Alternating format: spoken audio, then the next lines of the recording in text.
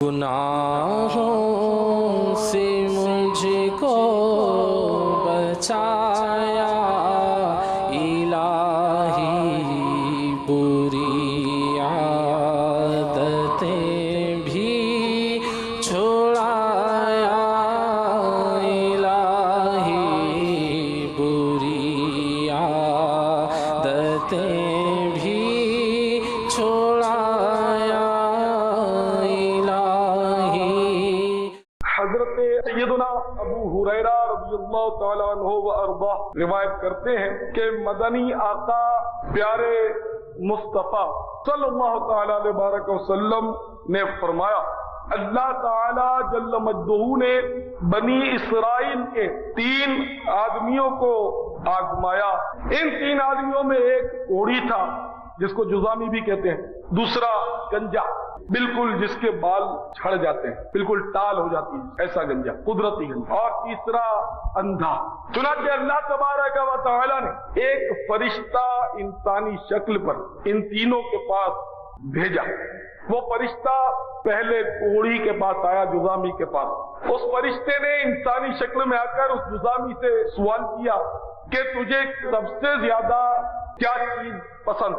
تو اس نے کہا کہ مجھے خوبصورت اور دل آویز رنگ اور بہترین کھال جسم کی، کوڑی کی کھال تو سڑ جاتی ہے، بہترین کھال چاہیے اور میرے جسم کا رنگ بھی اچھا ہے، میں خوبصورت بن جاؤں، کیونکہ جزام کی وجہ سے مجھ سے لوگ نفرت کرتے ہیں، دور بھاگتے ہیں۔ تو فرشتے نے اس جزامی کے بدن پر اپنا دست شفا پھیرا تو وہ بیماری ایک دم جاتی رہی اور اس کو نہایت ہی دلکش اور خوش رنگ کھال دے دی گئی، بڑا خوبصورت ہو گیا اور بالکل تندرست ہو گیا۔ پھر فرشتے نے مزید سوال کیا کہ اچھا یہ بتا کہ تجھے کس قسم کا مال زیادہ پسند ہے؟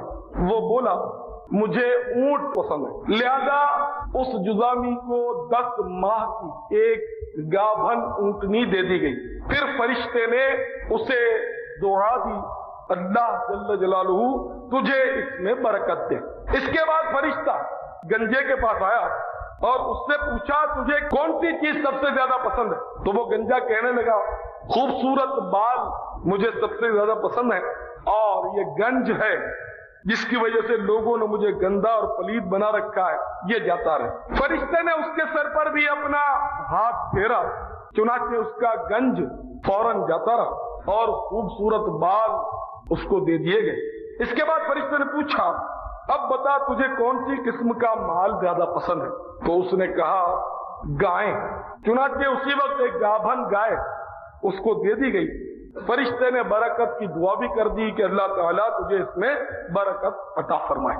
پھر وہ فرشتہ انسانی شکل میں اس نابینا کے پاس پہنچا اور اس سے پوچھا تجھے کون سی چیز سب سے زیادہ پسند ہے؟ اس نے کہا بس مجھے تو اللہ تعالیٰ بینائی عطا کر دے، میرا اندھا بن جاتا رہے۔ فرشتے نے اس کے چہرے پر ہاتھ پھیرا تو اللہ جل مجدہ نے فوراً اس کو بینائی عطا فرما دی۔ پھر فرشتے نے پوچھا اب بتا تجھے کس قسم کا مال پسند ہے؟ وہ بولا مجھے تو بکریاں پسند ہیں۔ چنانچہ اس کو ایک گابھن بکری دے دی گئی اور فرشتے نے اس کو بھی برکت کی دعا دی اور چلا گیا۔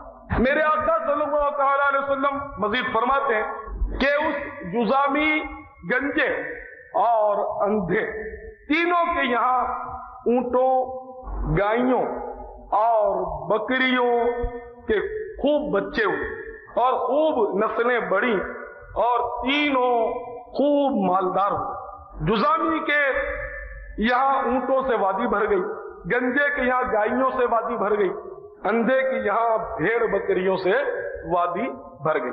اب وہی فرشتہ اب جزامی کی شکل پر متشکل ہو کر امتحاناً جزامی کے پاس آیا، جزامی کی شکل میں ہو کر جزامی کے پاس آیا اور اس نے اس طرح سوال کیا میں ایک مسکین محتاج مسافر ہوں، سفر کو جاری رکھنے کے وسائل سے بالکل محروم ہو گیا ہوں، اب میرا سہارا اللہ تعالی کے سوا کوئی نہیں، میں اس اللہ کے نام پر جس نے تجھے یہ دلکش رنگ و روپ اور حسین و جمیل جلد عطا کی ہے اور کثیر مال بھی دیا ہے. سوال کرتا ہوں کہ تو مجھے ایک اونٹ دے دے جس سے میں اپنا سفر جاری رکھ سکوں اور اس کو پورا کر دوں. وہ کوڑی کہنے لگا میرے ذمے تو اتنے بہت سارے حقوق ہیں، بس وہی آج والی روٹین. اگر کروڑوں پتی کے پاس بھی جاؤ نا کہ ہمیں مطلب کسی دین کے کام کے لیے، ہماری مسجد کے لیے ہم کو چندہ دے دو، تو وہ اسی طرح ترخاتا ہے کہ جی ہمارے تو بہت سارے حقوق ہیں، یہ بھی ہے وہ بھی ہے. ارے بلکہ کہتے بیوقوف لوگ دیکھے جو حج کے لیے اس لیے نہیں جاتے، کہتے ہماری جوان لڑکی بیٹھی ہے، جوان لڑکا بیٹا ہے. اللہ کو پتا زندگی کا کیا بھروسہ ہے. وہ پھر وہ مدینے نہیں جاتے، بولتے ہمارے یہ حقوق وہ حقوق. یہ شیطان ایسے جکڑ لیتا ہے مال کی محبت میں. جب یہ بالکل کنگال تھا، جزامی تھا، جب تو کچھ نہیں تھا، اب جب مال آ گیا تو دیکھیں یہ بالکل مکر گیا اور کہتا ہے کہ میرے ذمہ تو بہت سارے حقوق ہیں، میں کس کس کو دوں. تو وہ فرشتہ کہنے لگا میں تجھے جانتا پہچانتا ہوں، تو وہی جزامی نہیں ہے جس کو لوگ اچھوت سمجھتے تھے، پلیت سمجھتے تھے، اور تو کوڑی کوڑی کو محتاج نہیں تھا. پھر اللہ تعالیٰ نے تجھے یہ صحت، حسن و جمال اور مال عطا کیا. تو جزامی بولا میں تو باپ دادا سے ایسا ہی ہوں. فرشتہ بولا اگر تو جھوٹ بول رہا ہو تو خدا تجھے پھر ویسا ہی بنا دے جیسا کہ تو تھا.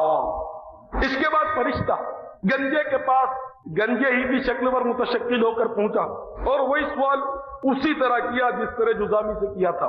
تو اس نے بھی جزامی کی طرح ٹال مٹول کر دی. اس پر فرشتے نے بھی اس کے جواب میں وہی بددعا دی جو جزامی کو دی تھی کہ اگر تو جھوٹ بول رہا ہو تو خدا تجھے ویسا ہی کر دے جیسا پہلے تھا. اس کے بعد فرشتہ اندھے کے پاس اندھے ہی کی شکل میں اور حلیے میں آیا اور اس سے کہنے لگا میں اندھا محتاج مسافر ہوں، وسائل سفر سے محروم ہو گیا ہوں. اس وقت اللہ جل جلالہ کے سوا میرا اور کوئی سہارا نہیں کہ میں اپنا سفر پورا کر سکوں. میں تجھ سے اس اللہ عز و جل کے نام پر جس نے تجھے بینائی واپس کی چند بکریوں کا سوال کرتا ہوں جن کے ذریعے میں اپنی منزل مقصود تک پہنچ سکوں. اندھے نے بڑا معقول جواب دیا بے شک میں نابینا تھا، اللہ تعالیٰ نے اپنے فضل و کرم سے مجھے دوبارہ بینائی عطا فرما دی، لہذا تم جتنی بکریاں چاہو لے لو اور جتنی چاہو چھوڑ دو. اللہ جل جلالہ کی قسم جو بھی تم اللہ کے نام پر لوگے میں اس پر مطلق ناگواری کا اظہار نہ کروں گا. تو اب اس فرشتے نے کہا کہ اللہ تعالیٰ کی طرف سے تم تینوں آدمیوں کا امتحان دیا گیا ہے، اللہ تجھ سے خوش ہو گیا اور تیرے دونوں ساتھیوں جزامی اور گنجے سے ناراض ہو گیا. پیارے اسلامی بھائیو، اس حدیث مبارکہ میں جہاں بے شمار گوہر آبدار ہماری جھولی میں ڈالے گئے، ان میں سب سے بڑی بات یہ بھی سمجھ میں آتی ہے کہ احسان فراموشی اور ناشکری یہ بڑا ہی زبردست جرم ہے. جو احسان فراموشی کرتا ہے اور ناشکری کرتا ہے وہ دنیا میں بھی ذلیل و خوار ہوتا ہے اور محشر میں بھی ذلت اور رسوائی اس کا مقدر بن جاتی ہے. آپ نے دیکھا کہ جزامی اور کوڑی جو پہلے بہت ہی تکلیف میں تھے، جب انہیں راحت ملی تو یہ اللہ کو بھول گئے اور انہوں نے اللہ کی راہ میں دینے سے انکار کر دیا اور جھوٹ کا بھی سہارا لیا، تو آخر کار وہ ذلیل ہو گئے. اور آج کل بھی بدقسمتی سے اگر کوئی کسی سے سوال کرے کسی نیک کام کے لیے، یہ عام مشاہدہ ہے، تو لوگ بالکل جھوٹ بولتے ہیں سراسر. ایک تو ہوتا ہے کہ صاحب میں نہیں دیتا، لیکن جھوٹ بولتے ہیں میرے پاس گنجائش نہیں ہے، میرے پاس نہیں ہے، میرے یہ مسئلے، میرے وہ مسئلے، یوں اور اس طرح مطلب ہے کہ کئی جھوٹ مطلب بول کر وہ اگلے کو مطلب ٹال مٹول.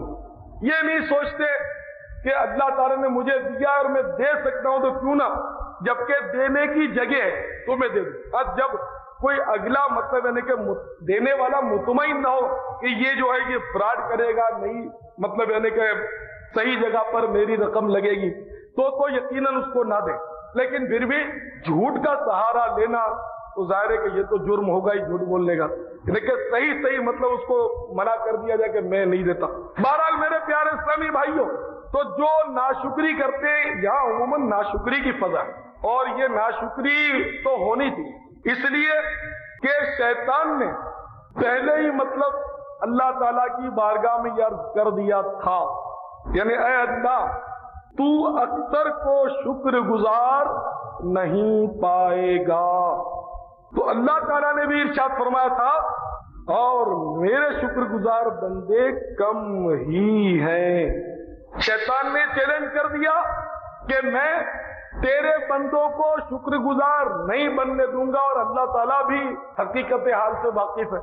اس نے فرما دیا کہ ہاں میرے بہت ہی تھوڑے بندے شکر گزار ہوں گے۔ تو آج واقعی میں سید کر رہا ہوں کہ آپ لاکھوں میں چھان جائیے، شاید ہی کوئی آپ کو اللہ کا شکر گزار بندہ نظر آ جائے۔ یہ زبانی جمع خرچ جو ہوتا ہے نا، وہ شکر گزار نہیں ہوتی۔ جیسے کہ کوئی بندہ اپنے مصائب و آلام کا ذکر کرتا ہے، یہ عموماً میرے ساتھ ہوتا رہتا ہے، اس لیے عرض کرتا ہوں، اپنے مصائب و آلام کا اپنے دکھڑے روتا ہے، اپنے فسانے سناتا ہے، صاحب یہ بھی ہو گیا، وہ بھی ہو گیا، قرضہ بھی چڑھ گیا، بیماری بھی ہے، فلاں بھی ہے، ڈاکٹر نے آپریشن کا بولا، یوں ہے۔ پھر جب اس کو یہ تسلی دیتے ہیں کہ بھائی صبر کرو، تو پھر بولتا ہاں بس تو صبر ہی تو کر رہے۔ تو اپنا پورا بھڑاس نامہ پیش کرنے کے بعد وہ یہ کہے کہ ہاں میں تو صبر ہی کر رہا ہوں، تو بھائی اس کو صبر نہیں کہتے، بلکہ حدیث شریف میں فرمایا کہ صبر تو اول صدمے پر ہوتا، بعد میں تو صبر آ ہی جاتا ہے۔ آپ کی جیب کٹی، اب سب کو کہتے پھرے، خوب بھڑاس نکالی، جیب کترے کو دو ٹکڑے گالیاں دی، اور پھر جب چپ ہو گئے اور کہا کہ بس یہ صبر ہی کر رہے ہیں، تو بھائی یہ صبر نہیں، یہ تو حماقت ہے، یہ صبر نہیں۔ تو شیطان نے آپ کو ایسے ہی کان میں پھونک مار دی کہ تو صبر، یہ آپ کی خوش فہمی ہے، صبر نہیں۔ آپ کسی کو بھی نہ بولتے، چپ کے رہ جاتے اور واقعی ضبط کر جاتے تو صبر تھا۔ یہ صبر کی تعریف مطلب ذہن میں رہے، نہیں کسی کو کہہ دینا یہ مطلب صبر کی مطلب ڈیفینیشن سے خارج ہے، یہ صبر نہیں، بلا ضرورت جو کہتے رہتے ہیں، میری مراد اس سے۔ تو بہرحال میرے پیارے اسلامی بھائیوں، اسی طرح مطلب زبانی جمع خرچ جس طرح صبر کا ہے بے عین ہی، اسی طرح زبانی خرچ جو ہے وہ مطلب ہے کہ شکر بھی ہمارا صرف اور صرف زبانی جمع خرچ ہے۔ حقیقت میں ہم اللہ کے چاکر بندے نہیں۔ مثال کے طور پر ہم نے طبیعت پوچھی کیا حال ہے، بس جی اللہ کا شکر ہے، اور واقعی آپ کی طبیعت میں کچھ گڑبڑ ہے اور آپ اللہ کا شکر کہہ رہے ہیں، تو واقعی بہت بڑی بات ہے۔ لیکن ان الفاظ کے ساتھ ساتھ ذہن نصیب دل کی کیفیت بھی یہی ہو، دل بھی شاکر ہو، تو پھر کیا بات۔ اگر دل بھی آپ کی زبان کے ساتھ بالکل متفق ہو تو بہت بڑے اجر و ثواب کی بات ہے کہ صبر یہ جنت کا خزانہ، اور قیامت کے روز اللہ تعالیٰ صابرین کو جمع کرے گا، بہت بڑا گروہ جمع ہوگا، اور اللہ تعالیٰ ان صابرین کو بلا حساب و کتاب جنت میں داخل کر دے گا۔ گناہوں سے مجھ کو بچا